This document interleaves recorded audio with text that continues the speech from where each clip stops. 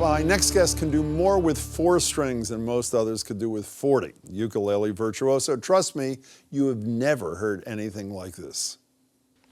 Joining me now is Jake Shimabukuro. Jake, it's a pleasure to meet you. Thanks so much for being here. Honor to be here. Thank So you. I got to tell the truth. Can I start with the truth? I told a friend of mine, you got to watch tonight. There's the greatest ukulele player on the planet going to be on the show. And he says, ukulele, really? And I said, listen, and I sent him a link, and the guy is like out of his mind. I assume for non-ukulele converts, you encounter that a decent amount, do you not? This whole ukulele, right? Yeah, definitely. Because growing up in Hawaii, it's a very respected instrument because it's a big part of the culture. But once I started leaving the islands, I realized that people knew very little about this instrument. I mean, most people would all they knew of the ukulele was Tiny Tim and Tiptoe Through the Tulips. Through the Tulips. Yeah. Before you were born, I think. Yes, Is that yes, right? that's correct. I saw him married on the Johnny Carson show. I watched, yeah, you know. yeah. So I'm also pronouncing it wrong, correct? It's ukulele is how it should be pronounced? Yeah, ukulele. You were too polite to tell me the thing.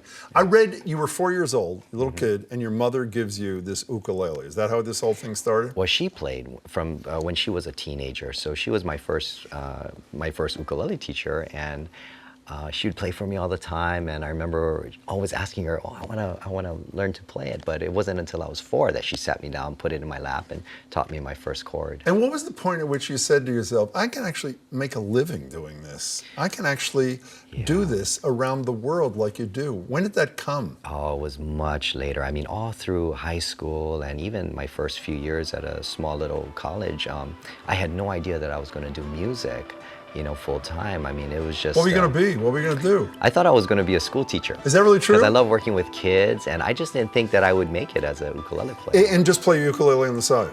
Yeah, so it was always my passion, but there weren't a lot of solo ukulele players who didn't sing that could make a career for themselves. Are there songs you could say that sound far better on the ukulele than they do on a guitar, for example? Well, traditional Hawaiian music, well, certain traditional Hawaiian songs, you know, it just fits with this instrument, and it's the sound that I grew up with. So. Is there about to be a ukulele boom? I mean, I hear from time to time huge artists saying, I love the instrument, I'm going to start. Is that happening, or is that aberrational? Oh, no, you're right on. It's, I mean, it started kind of with George Harrison, you know, he was a big advocate of this instrument. I heard that, yeah. And then now you have people like Train, you know, you have people like Eddie Vedder, Paul McCartney, they're all playing the ukulele in their concert. Speaking of George Harrison, one of the greatest songs ever written is While My Guitar Gently Weeps, and you're going to play a little piece of it for us. Oh yeah, this is the song that started it all for me. And but on YouTube, virtually nobody had heard of you, maybe outside Japan and Hawaii, and then all of a sudden it went crazy, and here you are tonight. Yeah, I was very lucky. So.